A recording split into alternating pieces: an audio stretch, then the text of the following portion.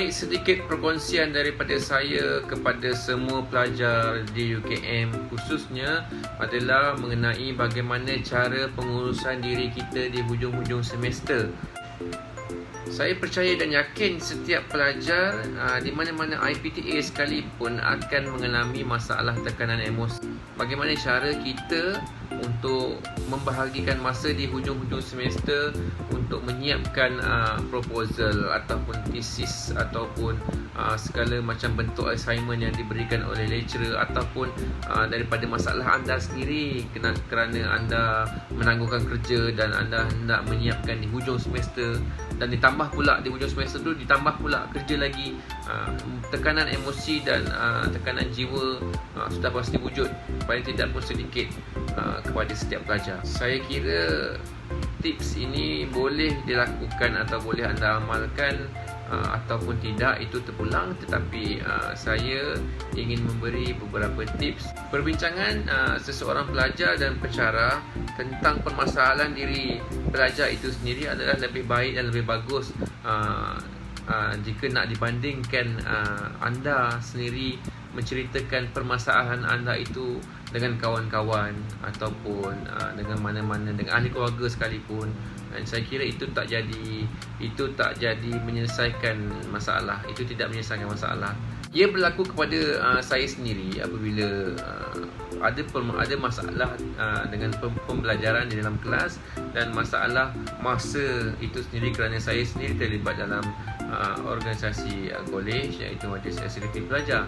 Apa topik perbualan anda dengan pensyarah anda nanti, saya yakin dan pasti anda akan tersenyum lebar, tersenyum gembira, puas hati, kerana anda dapat satu, yang pertamanya anda dapat jalan penyelesaian masalah, dan yang kedua, lecturer itu sendiri akan memberikan solution ataupun konklusi kepada permasalahan anda. Saya berkata sebegini kerana saya juga mempunyai rakan-rakan pelajar-pelajar di UKM sebelum ini.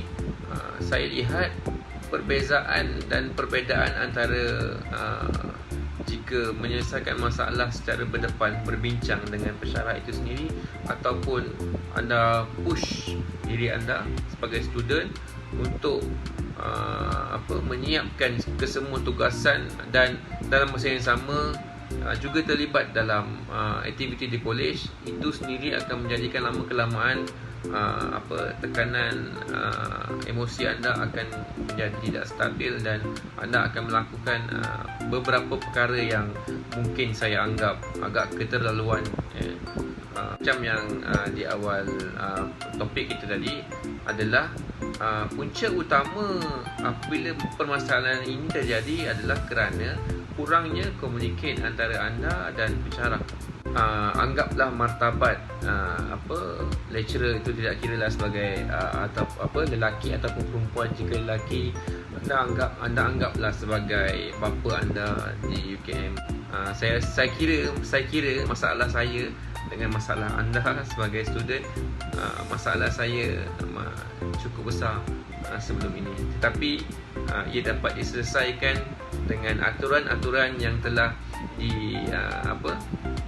diselesaikan dan diberikan solution oleh pensyarah itu sendiri, kerana saya berbincang, berkomunikasi dan meluahkan segala-galanya kepada pensyarah saya, sehingga sekarang saya tidak akan melupakan pensyarah saya di fakulti yang banyak membantu daripada A sampai Z. Hasil perbincangan, komunikasi antara saya dengan mereka, permasalahan saya, profesor di Fakulti Sains dan Teknologi,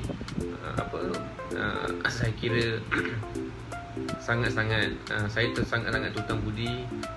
terhutang budi kepada mereka, pensyarah-pensyarah di Fakulti Sains dan Teknologi, terutamanya Dr. Salma yang banyak membantu saya dari segi masalah kepribadian sendiri, kepribadian diri saya sendiri, dan masalah pembelajaran itu menyusun jadual saya ketika saya menyandang jawatan sebagai Ketua Eksekutif Pelajar, dan dalam masa yang sama masih lagi belajar nak menyelesaikan degree. Mereka adalah insan-insan yang cukup dan amat membantu, meletakkan martabat pensyarah anda itu setinggi-tingginya, kerana dia adalah insan-insan yang terpilih yang menyampaikan ilmu kepada kita, dari segi apa jua bentuk sekalipun. Jadinya sifat mereka itu adalah lebih terpuji. Jadinya bila kita beranggapan sebegitu, saya kira anda tahu bagaimana cara dan apa yang perlu anda lakukan apabila terjadinya permasalahan kepada diri anda sendiri berkaitan dengan pembelajaran di fakulti ataupun apa-apa masalah di college sekalipun. Harapan saya kepada anda semua, adik-adik di UKM yang masih lagi menuntut ataupun yang sudah pun bergelar alumni, mencari sesuatu apa yang hilang di dalam diri anda yang boleh anda relatekan dengan UKM, yang boleh anda sematkan di jiwa anda. Tidak kira apa nilai yang sangat penting, yang paling berharga, sama ada di fakulti ataupun di college, apa yang boleh anda kenang. Inilah masanya untuk pelajar seperti anda semua mengambil peluang dan mencari peluang yang ada di UKM untuk kita amalkan atau kita terapkan di luar nanti. Terima kasih UKM, terima kasih College Christmas, terima kasih Fakulti Sains dan Teknologi, terima kasih kepada pensyarah-pensyarah sama ada di Fakulti Sains dan Teknologi ataupun pensyarah-pensyarah yang banyak membantu saya di UKM. Kenangan saya di UKM amatlah besar nilainya untuk diri ini, untuk keluarga saya. Saya tidak akan melupakan jasa UKM